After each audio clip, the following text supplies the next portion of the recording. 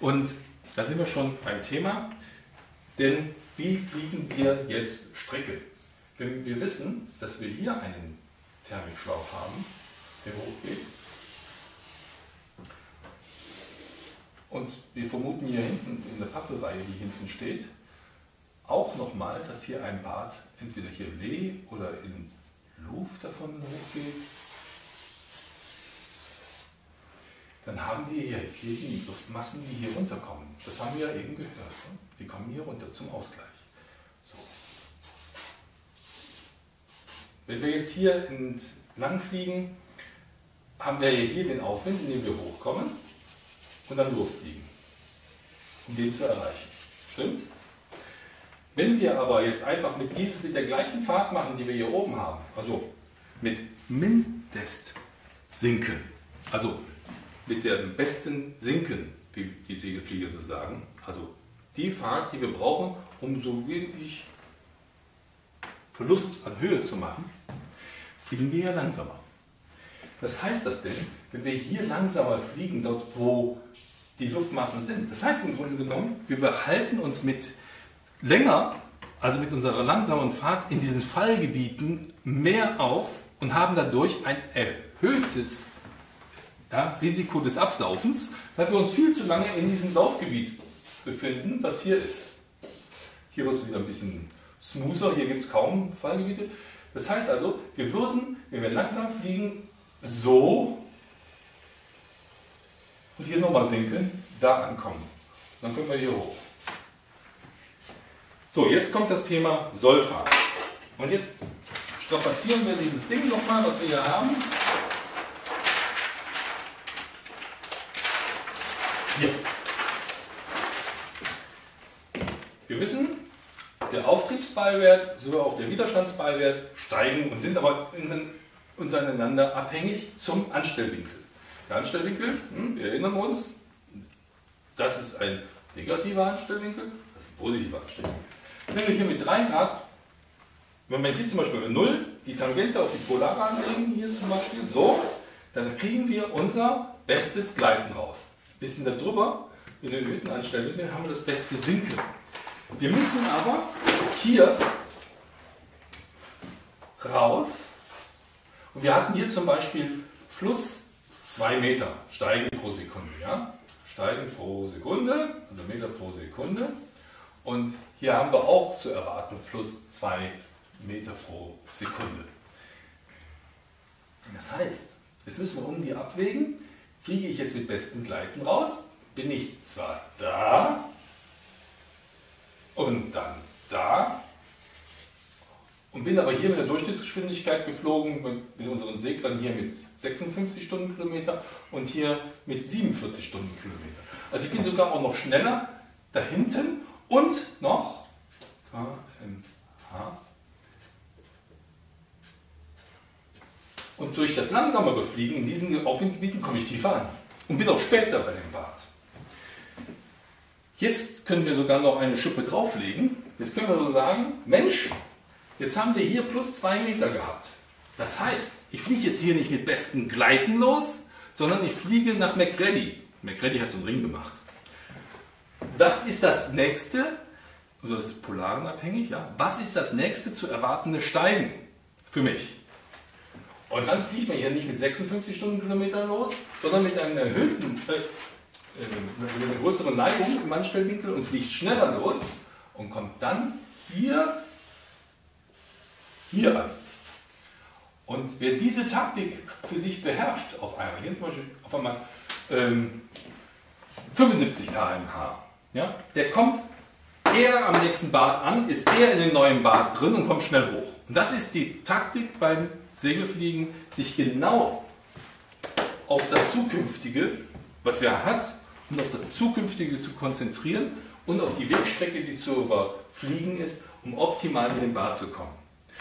Man muss zum Beispiel jetzt da wieder Höhe tanken und den nächsten Weg fliegen. Es gibt aber auch den sogenannten Delfinstil, den könnten wir auch machen, wenn wir wissen, dass 2 Werte vollgekommen.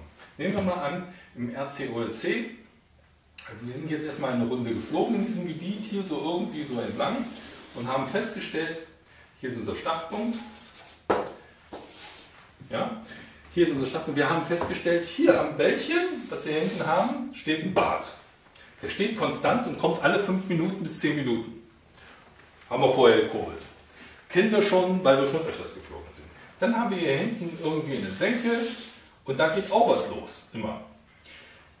Irgendwie terrestische Punkte suchen, die einen erhöhten Anschein haben eines Auslösepunktes.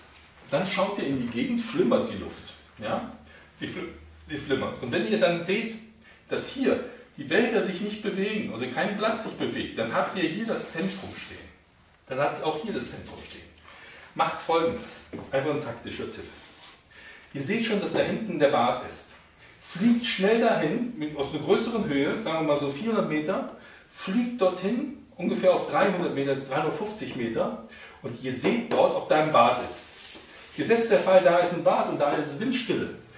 Kehrt um, kommt zurück, fliegt durch euren Kreis durch.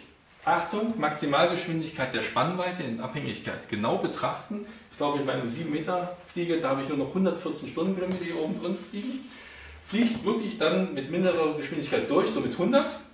Gleitet auf die sichere, wirklich zu entdeckende Thermik drauf. Geht hoch, ähnlich hier, erhöhte Fahrt, sodass ihr schnell laut seid. Nicht Vollgas fliegen. Wenn ihr Vollgas fliegt, seid ihr hier unten. Ja? Also das nicht. Also wenn ihr da 200 Klamotten fliegt, fliegt nur leicht über dem besten Gleiten sozusagen. Ihr könnt das erreichen, indem ihr die Klappen ein bisschen wölbt. Da habt ihr den Widerstand. Hier zum Beispiel diese Maschine ist ein unglaublicher Dampfhammer. Wenn ihr die ganz leicht nur anwölbt, habt ihr ein wirklich sehr widerstandsarmes Profil. Das ist sehr dünn, ja? Und das haut ab, das Gerät. Und das macht die Maschine auch. Hat ein dickeres Profil, ja, und wenn ihr die haut ihr auch ab, klar. Aber ich habe festgestellt, die Tendenzen bei den großen Maschinen gehen jetzt auch auf eine geringe Prozentzahl runter von den Tragflächenprofilen und sie werden dadurch kritischer, das müssen wir wissen. Sie werden kritischer, anfälliger für den Abriss, aber ich fliege wirklich die dicken Profile viel, viel lieber, weil ich sie in ruppeliger Thermik, die sie auch manchmal in Bodennähe ist, völlig gleichmäßig und gut austarieren kann, was ich bei diesen Profilen, die kritischer sind, die Thermik nicht so spitz nehmen kann. Ja? Ich kann nicht so eng kreisen, ich kann nicht so gut steigen. Ja? Da habe ich lieber einen Flieger, der gut steigt und mittelmäßig gleitet für diese Strecken von 200 Kilometer, als einer, der wirklich wie ein Dampfhammer gleitet, aber beim Steigen ich Kompromisse machen muss. Aber das muss jeder für sich selbst wissen, was so sein Schuh gerne hätte. Und da gibt es ja genug auf dem Markt. Und man kann sich ja auch hier beim Modell Pilot EU auch dazu erkundigen, was zurzeit da angesagt ist. Also wie gesagt, wenn ihr Thermik dort seht, es bewegt sich nicht, fliegt da nicht nochmal hin, testet hier auf der Strecke die Thermik. Vielleicht ist sie hier, vielleicht ist sie da, vielleicht ist sie da. Fliegt dann zurück durch diese Winde hinweg. Beachtet, dass wenn ihr Wind habt, dass die auch wieder versetzt werden können, nämlich wenn ihr jetzt da seid, habt ein bisschen gekurbelt, könnte der Bad auch schon hier sein. Ja? Dann fliegt ihr den ab, sucht die Thermik hier, könnt auch dann den Bad einfach so mitnehmen, indem ihr jetzt hier einfach so langsam macht, vielleicht einen Kreis nur zieht, hier oben am Ende des Bads ganz leicht Fahrt wieder aufnimmt, ihr merkt das, und wieder hier in diese beste Geschwindigkeit reinkommt, in die Zollfahrt, für den nächsten erwarteten Bad und fliegt diese Strecke einfach mutig ab, denn ihr habt hier doch Thermik gefunden. Und da wird auch noch Thermik sein, ja, innerhalb der nächsten 5 Minuten oder 4 Minuten. Und dann geht ihr da rein, macht den ersten, zweiten, dritten, vierten, fünften Kreis, damit ihr eine Überhöhe habt. Also meine Erfahrung war, ihr braucht plus 100 bis 150 Meter von dem Punkt hier hinten bis hier hinten hin, wenn ihr auf dieser Strecke kein erhöhtes Saufen habt. Also ihr verbratet euch immer diese Höhe mindestens auf dieser Strecke und besser ist es, 170 Meter zu haben, dann habt ihr noch Sicherheit drin und dann gleitet ihr auf diesen Punkt zu. Und hier schmeißt ihr nochmal schnell die Höhenansage an und dann habt ihr ja, eure Höhenansage hier an diesem Punkt, habt ihr noch im Kopf, sagen wir mal 150, 200 Meter. Und dann sagt der hier 210, 220 Meter bei einer Geschwindigkeit von 120 oder das ist schon viel zu viel, sagen wir mal hier bei 80, 90 Stundenkilometer, dann kannst du ganz leicht noch die Fahrt wegnehmen, dann nimmst du so 5, 6, 7 Meter Höhe noch mit und kommst gezielt hier durch den Kreis durch.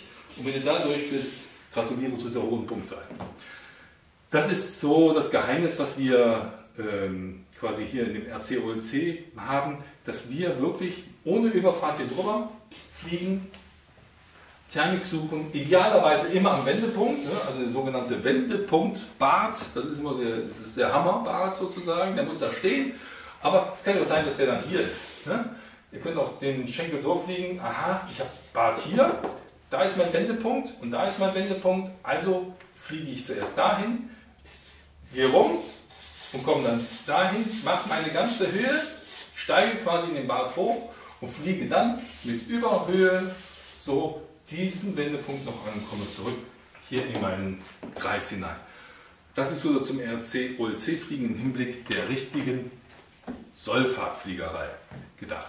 Ich werde noch so eine Scheibe reinsetzen, so eine McCready-Scheibe mit einer Polare im internen Bereich, damit ihr seht, was damit genau gemeint ist. Die Tüftler können da so ein bisschen mal sich näher rein gucken. Aber wie gesagt, ich will das einfach auf den Modellbausektor lassen und Modellflugsektor lassen und nicht da in die Segelflugbereiche hineinzugehen. Damals wurde noch so gearbeitet. Heute gibt es Endanflugrechner, die damals rausgekommen sind von Zanders und Peschke. Die sind einfach fantastisch. Die nehmen alles mit, die wissen, wie die letzten Flüge waren, die haben auch die Polare vom Flieger drin, was wir als Flugzeugführer mit den Modellflugzeugen nicht haben. Es sei denn, wir haben den Sky-Navigator, da können wir uns auch die Polare erfliegen und dann wissen wir, wo das beste Gleiten ist. Das ist ein fantastisches Programm, guckt euch das mal an, Sky-Navigator, CH ist das, glaube ich. Die machen auch Wettbewerbe mit dem Sky-Navigator, die ein bisschen anders sind als das RC-OLC, aber in diesem Programm ist tatsächlich deine empirische Polare ablesbar. Ja, nach mehreren Zacherflügen oder Messflügen ist das da drin. Und dann könnt ihr auch genau sagen, Mensch, mein bestes Gleiten ist dann da und da und da. Dann gibt es nämlich so eine Polare, wie wir sie hier haben. Und dann legst du einfach die Tangente an. Ich glaube, das ist schon dort alles schon so schön vom Herrn Mechner aufgearbeitet.